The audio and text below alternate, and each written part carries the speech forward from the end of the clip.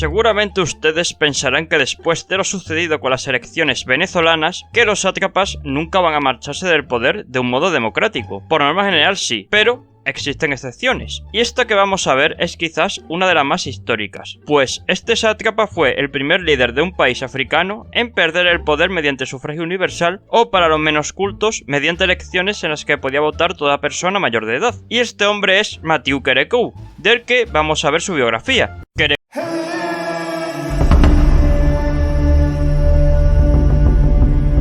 nace en Kouarfa un 2 de septiembre de 1933, al norte de Benín. Siendo joven, se interesó por el ejército, llegando a estudiar en escuelas militares de Mali y Senegal, que en esos momentos formaban la misma colonia que Benín. Kérékou sirvió al ejército francés, luego, con la independencia de Benín, en el ejército de Dahomey, donde obtuvo el grado de mayor. También pasó por la escuela de formación de oficiales del régimen de transición de las tropas de la Marina de Fréjus, entre 1958 a 1960. En 1963 fue ayudante de campo del presidente Jubermaga y presidente del Consejo Revolucionario de las Fuerzas Armadas cuando su primo Maurice Kounda-Dété llevó a cabo un golpe militar en 1968. Benín, como casi todos los países africanos, comenzó sus primeros años después de la independencia con el pie cambiado, o lo que viene siendo lo mismo, que los regímenes autoritarios y los golpes de estado estaban a la orden del día. Habiendo tenido Benín gobiernos militares entre 1965 a 1968 y de 1969 a 1970, y teniendo hasta no 1, ni 2, ni 3, ni 4, ni 5, sino 6 golpes de estado exitosos. Entre estos, el golpe de estado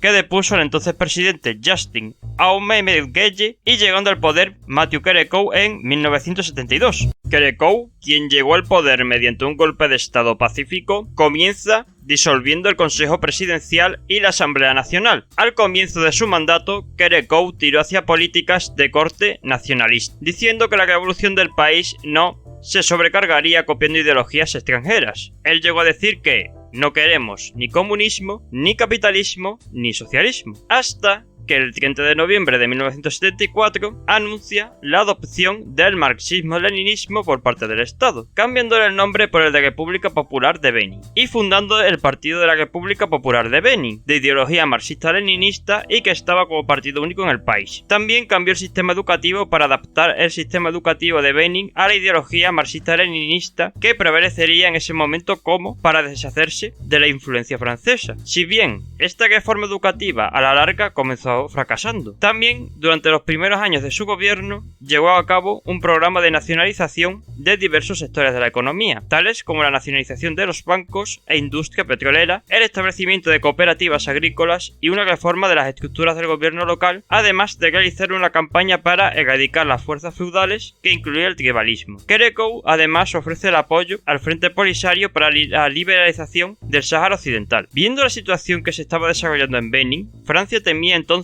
que el comunismo pudiera extenderse por todos los países que pertenecieron al entonces África colonial francesa, y uniéndose a todos los líderes procedentales africanos de la época, como el sátrapa presidente del entonces Zaire, Mobutu Sese Seko, intentan aislar diplomáticamente y económicamente a Benín. También el gobierno francés decidió organizar un intento de golpe de estado, conocida como Operación Carabat. Un grupo de mercenarios franceses intentaron darle un golpe de estado que salió fallido. 3 años después, Kérékou adopta el islamismo como religión, después de realizar una visita a la Libia de Gaddafi, además de cambiar el nombre por el de Ahmed, si bien esto pudo ser para obtener financiación del régimen de Mohamed al-Gaddafi o Muammar al-Gaddafi, pues Benín en 1980 comenzó a atravesar una crisis económica. Como curiosidad, existieron durante su régimen creyentes benineses en el vudú que creían que Kérékou tenía poderes mágicos, además de que también era apoderado como el camaleón, y no era precisamente porque se convirtió en un camaleón, siento Mr. Tartaria, este no se convierte en animal, sino por ser un hombre de su tiempo, cualidad que por cierto que comparte con otro sátrapa adorado por intelectuales de la talla del dandy de Barcelona, con Francisco Franco. Kérékou usaba el simbolismo animal en lugar de hacer temer a la población local, como hicieron otros sátrapas como Mathias Nguema o Duvalier. Lo usó para ganarse la confianza de la población local. El mismo año que se convierte en musulmán, vuelve a ser reelegido presidente por la Asamblea Nacional Revolucionaria. Durante esta época también Kérékou empieza a dar preferencia a oficiales y ministros del norte del país, incumpliendo su promesa de que Benín fuera un país con igualdad territorial o étnica. Kérékou, para afrontar la crisis económica en la que que estaba envuelto, tiene que negociar acuerdos vinculantes preferentes con el FMI. Esto hace que su régimen empeore gradualmente, al abandonar el marxismo-leninismo, empezando a liberalizar parte del sector público. En 1987, Kerekou se retira del ejército. 2 años más tarde, en 1989, Kerekou proclamó que el marxismo-leninismo ya no era la ideología del Estado y siguió un periodo de transición en dirección a una mayor democratización, siendo Kerekou el primer presidente del continente africano en comprometerse a establecer una democracia. En enero de 1990, Kerekou acepta todas las conclusiones. Ese mismo año, en televisión nacional, Kerekou habló con el obispo de Cotonou, Isidore da Souza,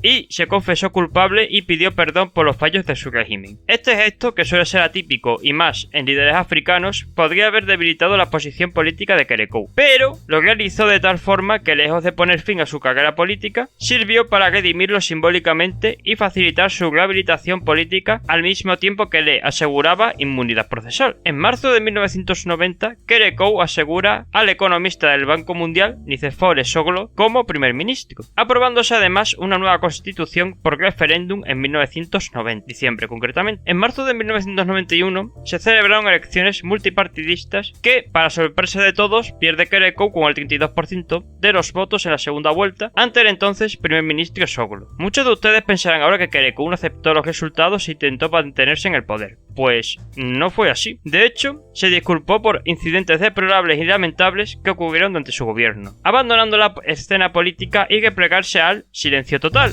Aún así, Kerekou vuelve a la política en 1996 realizando una convención para el Benin del futuro, una coalición gubernamental que incluía al Partido de Renovación Democrática del primer ministro, portavoz del gobierno y liberal Adrien Oboch-Goedi, y el Frente de Lucha por una Alternativa Democrática en África, liderado por el socialdemócrata Bruno Amoussou, ganando las elecciones de 1996 en segunda vuelta con el 52.5 votos en segunda vuelta. Durante su primera legislatura democrática, Kerekou tiene que enfrentarse a varios desafíos como la economía, que seguía estancada, y esto hizo que Kerekou tuviera que enfrentarse a varios paros entre finales de los 90 y comienzos de los 2000. Eso sí, Kerekou aceptó el Estado de Derecho teniendo como ejemplo la libertad de prensa, que se gozaba en esa época en Benin. Pues durante esos años, Benin se convirtió en el país con más libertad de prensa de África y en el 25 del mundo. También respetó la separación de poderes. Eso sí, en las elecciones del año 2001, la oposición acusó a Kerekou de fraude electoral, aunque no se mostró dicho fraude. Durante la segunda legislatura democrática, Kerekou tuvo que enfrentarse a escándalos de corrupción de su gobierno, siendo su gobierno investigado en 2 causas no relacionadas entre 2003 y 2004